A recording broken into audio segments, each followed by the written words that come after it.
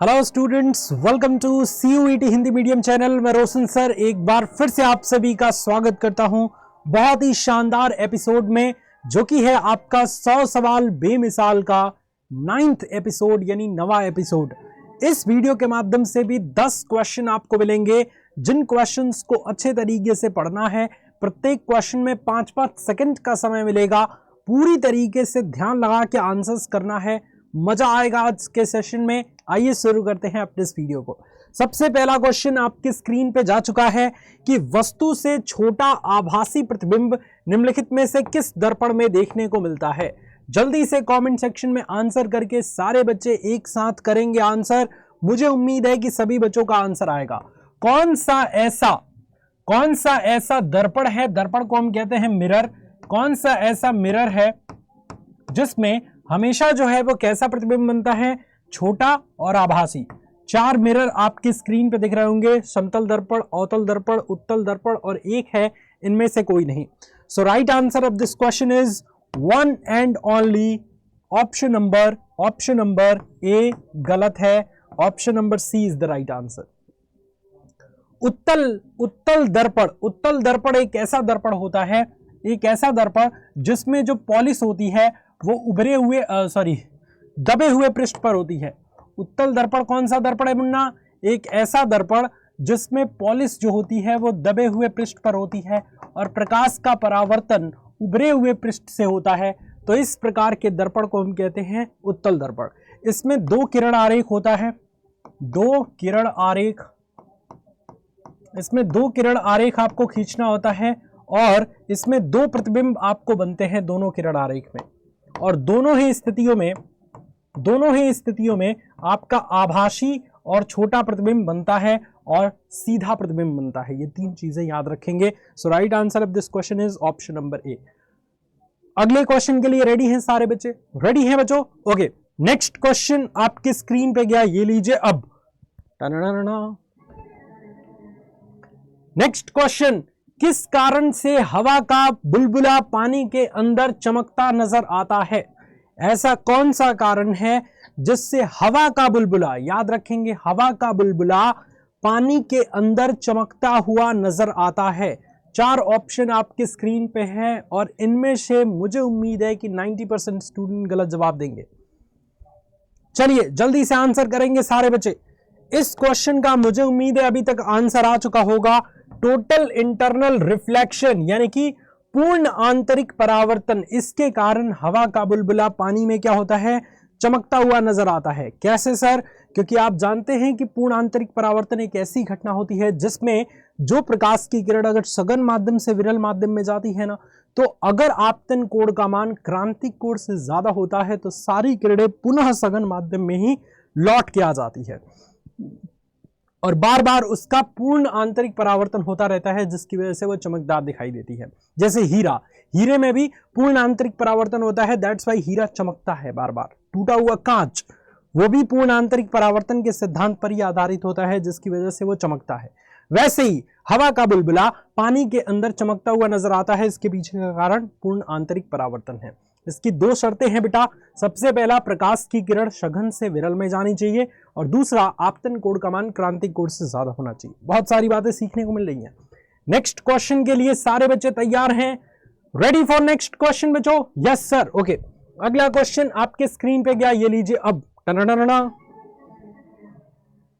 Numerical type का एक बहुत ही शानदार सा क्वेश्चन आपके स्क्रीन पे नजर आ रहा होगा आपको। क्वेश्चन क्या कह रहा है कि जल और कांच के अपवर्तनांक यानी रिफ्रैक्टिव इंडेक्स 4/3 और 3/2 है। जल का कांच के सापेक्ष अपवर्तनांक कितना होगा? फिर से पढ़िए, जल का कांच की अपेक्षा अपवर्तनांक कितना होगा? राइट आंसर क्या होगा इस क्वेश्चन का? जल्दी से आंसर करेंगे। उम्मीद है अभी तक सभी बच्चों का आंसर आ चुका होगा। पहले बात हो रही है जल की, उसके बाद बात हो रही है कांच की। यानी ये जो अपवर्तनांक है ये किसका है? जल की, NW, और ये अपवर्तनांक किसका है? कांच की, यानी कि NG। और आपसे क्या पूछ रहा है? जल का कांच की अपेक्षा अपवर्तनांक। तो जल का अपवर्तनांक पूछ रहा है, यानी NW किसकी अपेक्षा? कांच की। तो GNW बराबर होता है ANW और बटे में ANG।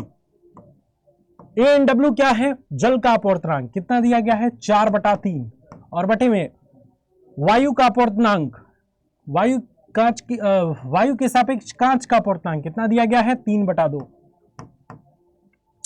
सबसे नीचे का सबसे ऊपर में, बीच वाले का बीच वाले में, 4 दूनी के 8/9। Right answer of this question is option number D. देखा बच्चों आपने कैसे हो रहा है सॉल्व? क्या सभी बच्चे अगले क्वेश्चन के लिए रेडी हैं?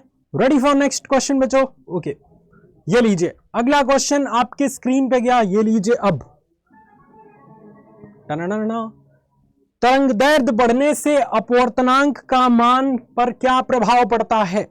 रिफ्रैक्टिव इंडेक्स क्या हो जाता है? अगर मान लीजिए कि किसी रंग के प्रकाश का तरंगदैर्घ्य ज्यादा होगा तो उसके लिए माध्यम का अपवर्तनांक क्या हो जाएगा? तो आपको पता है कि अपवर्तनांक और तरंगदैर्घ्य में रिलेशन क्या होता है? C बराबर n लैम्डा। C बराबर क्या होता है बेटा? n lambda. तो n बराबर क्या हो जाएगा? C बटा लैम्डा, जहां C क्या है? ये कांस्टेंट है। और कांस्टेंट क्या होता है? ये प्रकाश की चाल जो कि हमेशा एक ही जैसी होती है वायु में, 3 × 10⁸ मीटर पर सेकेंड। तो ये कांस्टेंट है। तो अपवर्तनांक और तरंगदैर्घ्य में क्या रिलेशन होगा? व्युत्क्रमानुपाती का।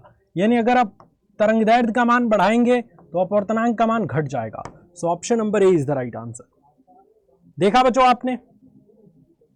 ये सारी इंपॉर्टेंट चीजें हैं जो आपको पता होनी चाहिए, बेसिक चीजें हैं जिससे आपके एग्जाम में भर भर के क्वेश्चंस आएंगे। Ready for next question? Ready बच्चों? Ready sir. अगला क्वेश्चन आपके स्क्रीन पे गया, ये लीजिए अब।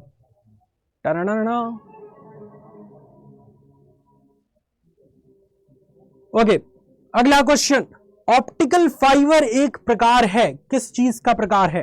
ट्रांसमिशन लाइन की, या वेब गाइड की, या ट्रांसमिशन लाइन एवं वेब गाइड की, या दोनों में से कोई नहीं? 4 ऑप्शन आपके स्क्रीन पे है, फटाफट से।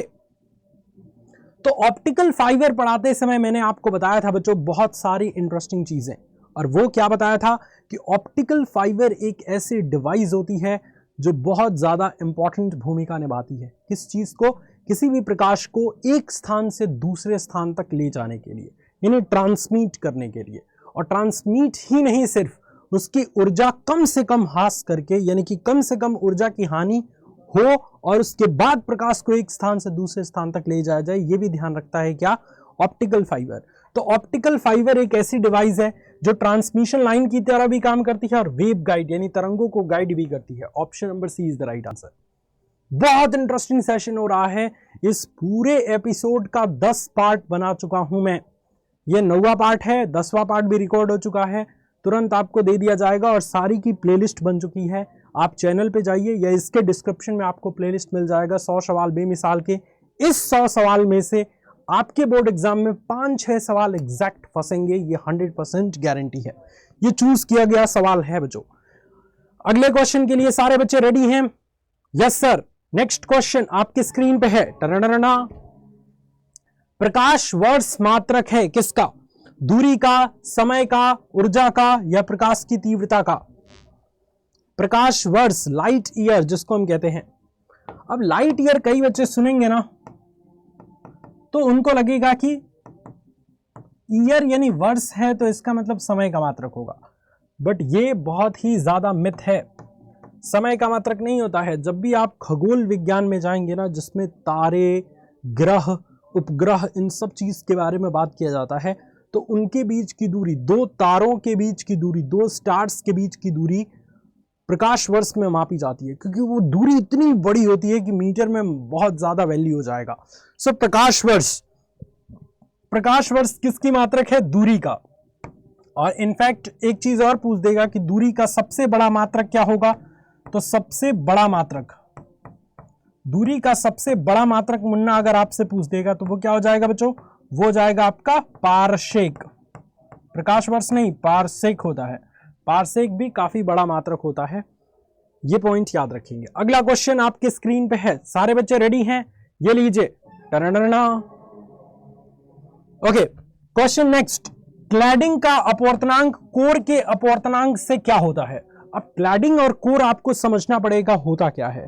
मुन्ना देखिए, जो आपका ऑप्टिकल फाइबर होता है ना, प्रकाशिक तंतु, वो इस तरीके का एक बहुत ही पतला बेलनाकार खोल होता है, और इसको अगर मैं जूम करके दिखाऊं इसके अंदर, तो ये एक बेलनाकार ऐसे नली होती है, जिसमें ये जो बेलनाकार नली होती है इसको हम कहते हैं क्रोड, और इसके ऊपर एक पदार्थ की लेप लगाई जाती है, यानी पॉलिश की जाती है पदार्थ की, इसको हम कहते हैं क्लेडिंग,